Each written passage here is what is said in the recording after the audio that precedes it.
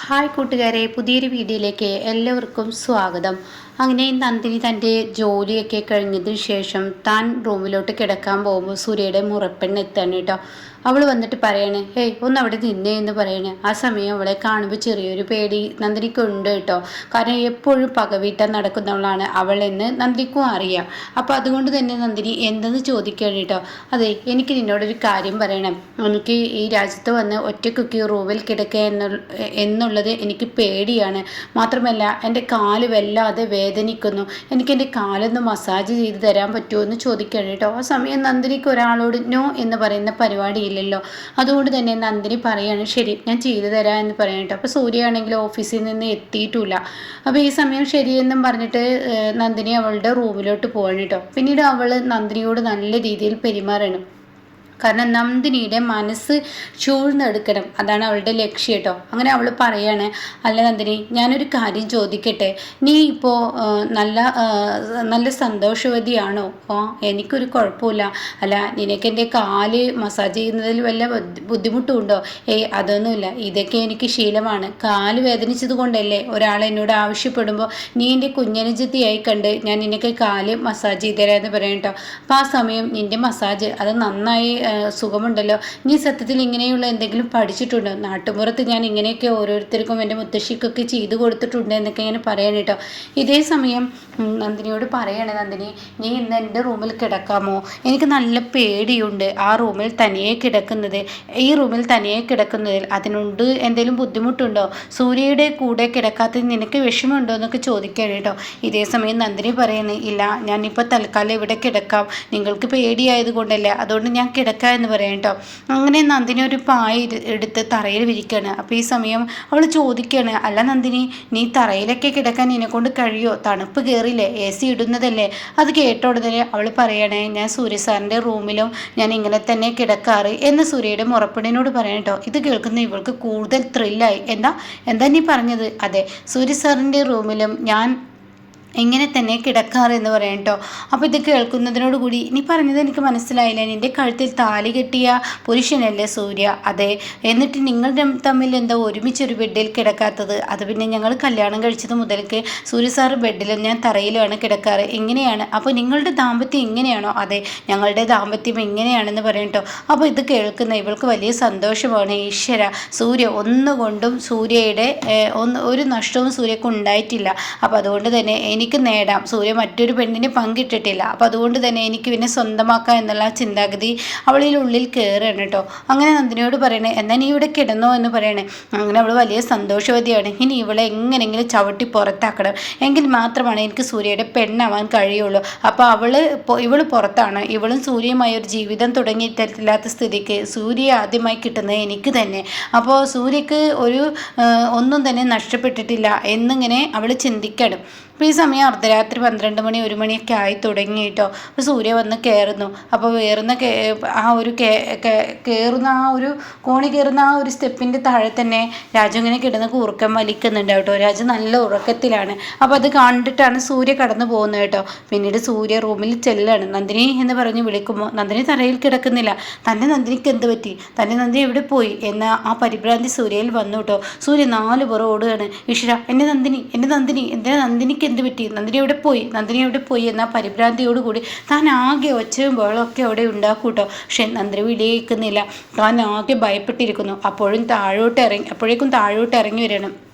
എന്നിട്ട് രാജുവിനോട് ചോദിക്കുകയാണ്, രാജു എവിടെ നന്ദിനി എന്ന് ചോദിക്കുകയാണ് കേട്ടോ. അതേസമയം സാറേ, നന്ദിനി കൊച്ചു പണിയൊക്കെ കഴിഞ്ഞ് മേലോട്ട് കയറിപ്പോയിരുന്നല്ലോ, ഞാൻ കണ്ടിട്ടില്ല. പിന്നെ എല്ലാവരും കിടക്കുകയാണല്ലോ ചെയ്തത്. ആ സമയം സൂര്യക്ക് വല്ലാതെ ഭയപ്പെടുകയാണ് കേട്ടോ. സൂര്യ, നന്ദിനിക്ക് എന്തോ ആപത്ത് സംഭവിച്ചിരിക്കുന്നു, ഡാഡി എന്ന് പറഞ്ഞിട്ട് ഡാഡിയുടെ കഥകിൽ പോയി തട്ടാണ് കേട്ടോ. അപ്പോൾ പത്മയാണ് കഥക് തുറക്കുന്നത്. അപ്പോൾ പത്മ പറയുന്നത്, എന്തൊരു ശല്യമാണ് നിന്നെ കൊണ്ട്, എനിക്ക് ഉറങ്ങാനും പറ്റുന്നില്ലല്ലോ. അതെ, ഡാഡി എവിടെ എന്തോടാ നിൻ്റെ പ്രശ്നം? അപ്പോഴേക്കും ഡാഡി പുറത്തു വന്നു കേട്ടോ. അപ്പോൾ ഡാഡിയെ കണ്ട ഉടനെ, ഡാഡി നന്ദിനിയെ കാണുന്നില്ല, നന്ദിനിക്ക് എന്ത് പറ്റി? ഡാഡി നന്ദിനിയെ കണ്ടോ? ഞാൻ കണ്ടില്ല. ഭക്ഷണം കഴിച്ച് അവൾ അങ്ങനെ മേലോട്ട് പോയി. അപ്പോൾ ഇത് കേട്ട ഉടനെ നന്ദിനിക്ക് എന്തോ ആപത്ത് സംഭവിച്ചിരിക്കുന്നു. അപ്പോഴേക്കും പത്മ പറയണേ, അവൾക്കൊരു ആപത്തും സംഭവിച്ചിട്ടില്ല, അവൾ മറ്റവളുടെ റൂമിലുണ്ട്, അതായത് സൂര്യയുടെ മുറപ്പെണ്ണിൻ്റെ റൂമിലുണ്ടെന്ന് പറയണം. അവളുടെ പേര് ഇവിടെ പറയാൻ പറ്റത്തില്ല, റീമേക്കിലെ പേരില്ല, അതെന്തായാലും ഇവിടെ ചേഞ്ച് ഉണ്ടാവും. അപ്പോൾ അവൾ ആ റൂമിലുണ്ട് എന്ന് പറയട്ടോ. എന്തിനാ അവൾ അവിടെ റൂമിൽ പോയിരിക്കുന്നു? അത് അവൾ US വളർന്ന കുട്ടിയല്ലേ, അവൾക്ക് ഈ നാട്ടുമ്പുറത്ത് വന്നപ്പോൾ ഇരുട്ടും അങ്ങനെയുള്ള ഓരോ ജീവികളുടെ കരച്ചിലും അതൊക്കെ അവളെ പേടിപ്പെടുത്തുന്നു. അതുകൊണ്ട് തന്നെ അവൾക്ക് ഒറ്റയ്ക്ക് കിടക്കാൻ കഴിയില്ലെന്ന് അവൾ പറഞ്ഞത്. അപ്പം നന്ദിനിയെ ഒന്ന് കൂടെ കിടത്താൻ അവൾ നന്ദിനിയെ വിളിച്ചു. നന്ദിനി പോയി. അത് കേട്ടോടെ തന്നെ എൻ്റെ ഭാര്യയെ എൻ്റെ കൂടെയാണ് കിടക്കേണ്ടത്, അല്ലാതെ ഈ പറയുന്ന നിങ്ങളുടെ കൂടെയല്ല. നിങ്ങളുടെ മകളുടെ കൂടെയല്ല. അങ്ങനെ കിടക്കണമെന്നുണ്ടെങ്കിൽ ഒരുത്തിയുണ്ടല്ലോ വേദ, അവളെ കിടത്തായിരുന്നില്ലേ? അല്ലെങ്കിൽ എൻ്റെ ചേച്ചിയായ ഇന്ദ്രജി ഉണ്ടല്ലോ, അവളെ കിടത്തായിരുന്നില്ലേ? അല്ലെങ്കിൽ നിങ്ങൾക്ക് പോയി കിടക്കായിരുന്നില്ലേ? എന്തിനും എൻ്റെ ഭാര്യയെ പോയി കിടത്തണം? എൻ്റെ ഭാര്യയുടെ ഡ്രസ്സ് ഒന്ന് അവളുടെ ഡ്രസ്സിന് കൂടെ ആയപ്പോൾ ഇന്ന് എന്തൊക്കെയാണ് അവൾ ഇവിടെ കിടന്ന് കാട്ടിക്കൂട്ടിയത്? അങ്ങനെയുള്ള അവളുടെ ഒപ്പം എൻ്റെ ഭാര്യ കിടക്കേണ്ട ആവശ്യമില്ല എന്ന് പറഞ്ഞിട്ട് പെട്ടെന്ന് അവളുടെ റൂമിലോട്ട് ഇടിച്ചു കയറേണ്ടോ. അപ്പോൾ കുറ്റിയിട്ടൊന്നും ഉണ്ടാവില്ല. അതിന് തറയിൽ ഇങ്ങനെ ചുരുണ്ട് കിടക്കണ്. ഇവളാണെങ്കിൽ കട്ടിലിൽ കിടക്കണ്. അപ്പോൾ ഇവളുടെ വിചാരം എന്താ, മൈസൂർ റാണി എന്ന അങ്ങനെയൊക്കെ ഓരോ പേരുകൾ ഇങ്ങനെ സുരി പറഞ്ഞുകൊണ്ടിരിക്കുന്നുണ്ട്.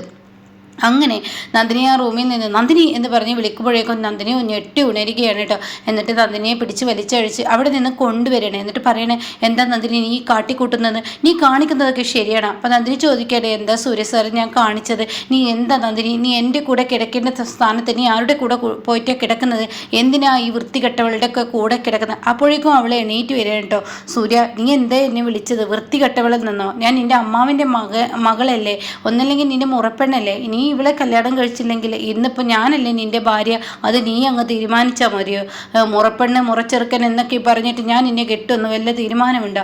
അത് കേട്ട ഉടൻ തന്നെ അവൾ പറയണേ, എന്തിനാ സൂര്യനെ ഇങ്ങനെ ദേഷ്യപ്പെടുന്നത്? എനിക്ക് പേടിയായതുകൊണ്ടല്ലേ നന്ദിനിയെ ഞാൻ കിടക്കാൻ വിളിച്ചത്. പേടിയാണെങ്കിൽ നിൻ്റെ അമ്മയെ വിളിച്ച് കിടക്കുക, അല്ലെങ്കിൽ നിൻ്റെ അമ്മായിയെ വിളിച്ച് കിടക്കുക, അല്ലെങ്കിൽ എനിക്കുണ്ടല്ലോ 2 പെങ്ങന്മാർ, അവരൊക്കെ വിളിച്ചു കൊടുക്കുക. അല്ലാതെ ഞാൻ താലി കെട്ടിയവൾ എൻ്റെ കൂടെയാണ് കിടക്കേണ്ടത്, അല്ലാതെ നിൻ്റെ കൂടെയല്ല.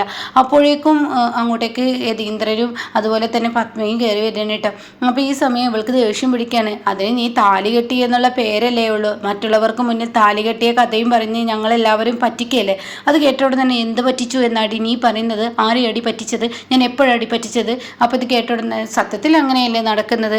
നീ താലി കെട്ടി എന്ന് ഇവളെ പറയുന്നുണ്ട്, പക്ഷെ നീ ഇവളുമായ ഒരു ജീവിതമൊന്നും ഇല്ലല്ലോ ആ റൂമിൽ നടക്കുന്നത്. ഇവളെന്നോട് പറഞ്ഞു നീ കട്ടിലിലും ഇവളെ താഴെയല്ലേ കിടക്കുന്നത്. ഇത് കേൾക്കുന്ന സൂര്യ ഒന്ന് ആകെ ഞെട്ടിപ്പോകണിട്ട്, എന്താ ഈ നന്ദിനി പറഞ്ഞു കൊടുത്തിരിക്കുന്നത്? അപ്പോൾ ഈ സമയം അത്രയും നിഷ്കളങ്ക മനസ്സാണല്ലോ, എന്തും മറച്ചു വെക്കുന്ന സ്വഭാവമില്ല. ശത്രുവാണെങ്കിലും വെട്ടേൽക്കുക എന്നല്ലാതെ ആ അതവിടെ ഇല്ലാതാക്കാനൊന്നും നന്ദിനിക്ക് കഴിവില്ലല്ലോ. അപ്പോൾ ഈ സമയം സൂര്യ യോട് അവൾ ചോദിക്കുകയാണ്, നിൻ്റെ ഭാര്യ എന്ന് നീ പറയുന്നുണ്ട്, നിൻ്റെ കൂടെ അവൾ കിടക്കുന്നൊന്നുമില്ലല്ലോ, നിനക്കും കാവലായി അവൾ കട്ടിന് ചുവട്ടിലല്ലേ കിടക്കുന്നത് പായിട്ട്, അല്ലാതെ നിൻ്റെ ബെഡിലൊന്നല്ലല്ലോ കിടക്കുന്നതെന്ന് പറയട്ടോ. ഇത് കേൾക്കുന്ന നന്ദിനിയെ സൂര്യ ഇങ്ങനെ നോക്കണം. ആ സമയം എന്നിങ്ങനെ പേടിയോടുകൂടി നന്ദിനി തലയാട്ടുന്നുണ്ട് കേട്ടോ. അപ്പോൾ ഈ സമയം സൂര്യ പറയണേ, ഞാൻ ഇവളുടെ കഴുത്തിൽ താലി കെട്ടിയെങ്കിൽ ഞാനൊരു പക്ഷേ കട്ടിലിൽ കിടത്തും, ഒരു പക്ഷേ ഞാൻ ബെഡിൽ കിടത്തും, ഞങ്ങൾക്ക് ഇഷ്ടമുള്ളതുപോലെ ചെയ്യും, ഒരു പക്ഷേ ഒരുമിച്ച് കുളിക്കും, ഒരുമിച്ച് തിന്നും, ഒരുമിച്ച് നിലത്ത് കിടന്നൊക്കെ വരും. ഞങ്ങളുടെ റൂമിൽ പലതും സംഭവിക്കും. അത് എത്തി നോക്കാൻ നിന്നോട് ആര് പറഞ്ഞു? അതിനെക്കുറിച്ച് ചോദ്യം ചെയ്യാൻ നിന്നോട് ആര് പറഞ്ഞു? നീ എന്തിനാ അതിൻ്റെ ആവശ്യം? നിനക്ക് നിൻ്റെ പണിയെടുത്താൽ പോരെ? എൻ്റെ ബെഡ്റൂമിൽ ഞാനും എൻ്റെ ഭാര്യ എന്ത് നടക്കുന്നു എന്നറിയുന്ന CCTV ആണോടി നീ എന്ന് പറഞ്ഞിട്ട് സൂര്യ അങ്ങ് ചൂടാ വേണ്ടിട്ടോ. ഇതേ സമയം അവളാകെ ചമ്മിപ്പോവാണ്. നന്ദിനി എന്ന് പറഞ്ഞ് വിളിക്കുമ്പോഴേക്കും നന്ദിനി ഓടണം കേട്ടോ. അപ്പോൾ ഇങ്ങനെയൊക്കെയുള്ള രസകരമായ മുഹൂർത്തമുണ്ട്. അപ്പോൾ അവൾ വരുന്നതിനോടുകൂടി ഇവരുടെ കിടപ്പിനൊരു തീരുമാനമാവും കേട്ടോ. അങ്ങനെ തറയിൽ കിടക്കുന്ന നന്ദിനി ഇനി കട്ടിലിലോട്ട് പോകുന്ന ആ കിടക്ക രംഗൊക്കെയാണ് കേട്ടോ ഇനി വരാനിരിക്കുന്നത്.